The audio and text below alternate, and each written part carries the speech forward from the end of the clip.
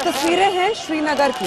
श्रीनगर में कल अलगाववादियों के बंद के दौरान एक नौजवान को गोली लगने के विरोध में 8 प्रदर्शनकारियों ने जमकर हंगामा किया। उपद्रवियों ने पुलिस पर पथराव किया। पुलिस ने भीड़ को तितर-बितर करने के लिए आंसू गैस के गोले भी दागे। आज हुए हंगामे में 5 लोग जख्मी हुए हैं। इनमें एक पुलिसकर्मी भी शामिल है। लाल चौक इलाके में तनाव बना हुआ है। पुलिस ने श्रीनगर में कल से ही धारा 144 लागू कर दी है।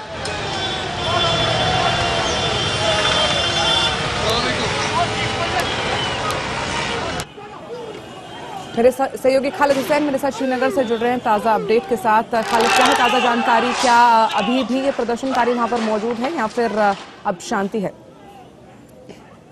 इलाके में तनाव भरा हुआ है। एक किस्म की भिड़ंत जारी है सुरक्षा बलों और इन प्रदर्शनकारियों के बीच। और आज दूसरे दिन जो ये प्रदर्शन हुआ, हालांकि आज किसी बंद की कॉल नहीं दी गई थी, लेकिन कल बंद के दौरान जो एक युवक बुरी तरह से घायल हुआ, जो लोग के मुताबिक उसे पुलिस कर्मचारी की गोली लगी है। और साथ ही शाम में जो इस इलाके में एक आग की वारदात हुई जिसमें करीबन 8 दुकानें जल गई, वो भी इल्जाम लगाया जाता है कि पुलिस के आंसू गैस चलते हुए उसी पर ये हंगामा आज भड़का है। जी सर, चलिए बहुत बहुत शुक्रिया खालिद इस पूरी जानकारी के लिए।